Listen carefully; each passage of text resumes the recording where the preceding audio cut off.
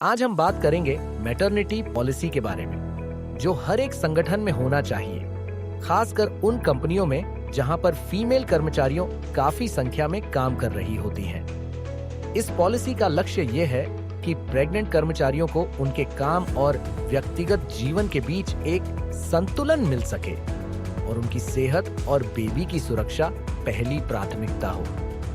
What is maternity policy? Maternity policy एक ऐसी policy होती है जो फीमेल कर्मचारियों को उनकी प्रेगनेंसी के दौरान उन्हें पेड लीव देने की सुविधा प्रदान करती है।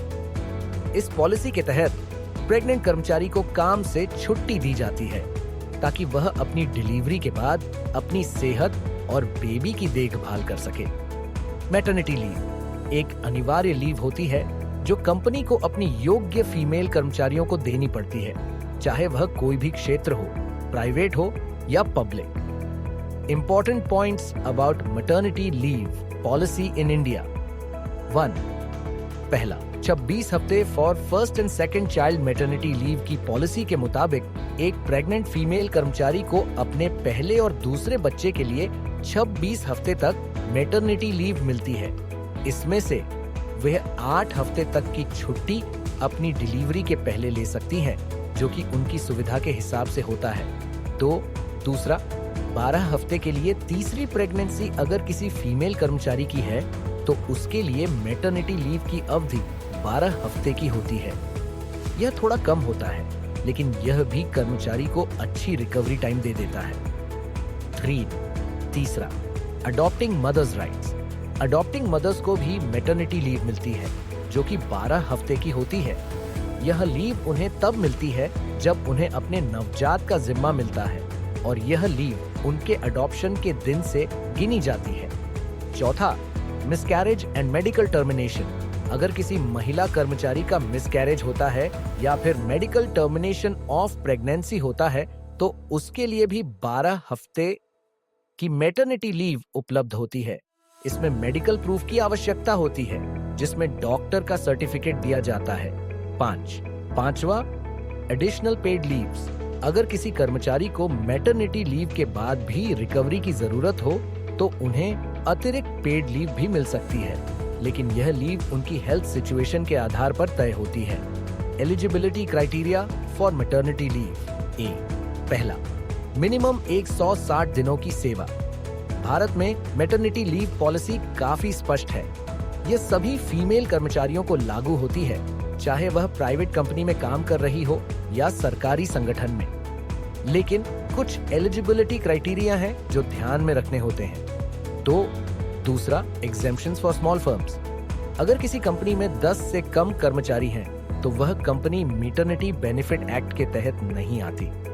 इसका मतलब यह है कि उन कर्मचारियों को मैटरनिटी बेनिफिट्स नहीं मिलते। Very important rules for maternity leave. 1. पहला, full salary during maternity leave. Maternity leave के दौरान फीमेल कर्मचारी को उनकी पूरी सैलरी मिलनी चाहिए। यह सैलरी उनके वास्तविक डेली वेजेस के आधार पर कैलकुलेट होती है, जो उन्होंने मैटरनिटी लीव के 3 महीने पहले कमाई थी। दूसरा, पोस्ट डिलीवरी रेस्ट। अगर एक महिला कर्मचारी अपने बच्चे को जन्म देती है तो कंपनी को उसको डिलीवरी के बाद कम से कम 6 हफ्ते का रेस्ट देना होता है। यह उनकी सेहत और रिकवरी के लिए जरूरी है। 3.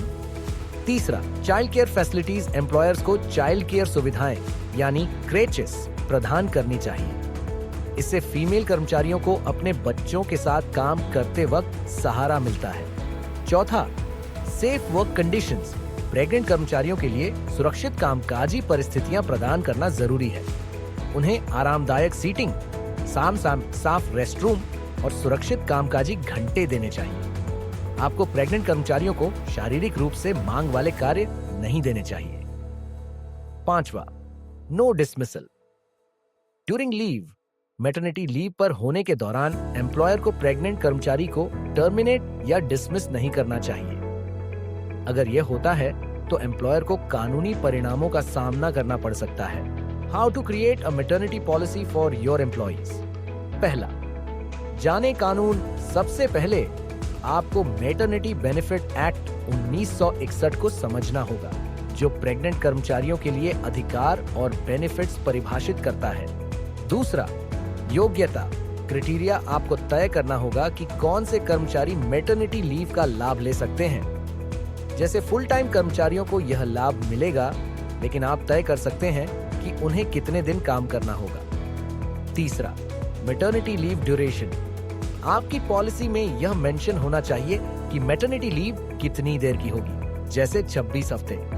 आप अपनी कंपनी की विशेष जरूरतों के अनुसार इस अवधि को एडजस्ट कर सकते हैं। चौथा, सैलरी ड्यूरिंग मैटरनिटी लीव। यह भी आपको साफ करना होगा कि मैटरनिटी लीव के दौरान कर्मचारी को सैलरी कैसे मिलेगी।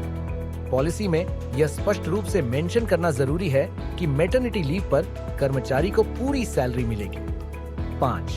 पांचवा, apply for leave. Maternity leave के आवेदन की प्रक्रिया सरल होनी चाहिए। छठा, जॉब सिक्योरिटी।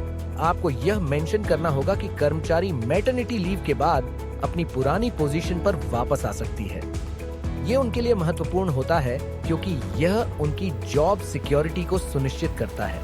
क्या आपको एक मैटरनिटी पॉलिसी बनानी है? आपके ऑर्गेनाइजेशन के लिए लीगल वेरीफायर को कांटेक्ट कीजिए और लाइक, फॉलो एंड सब्सक्राइब करना मत भूलिए।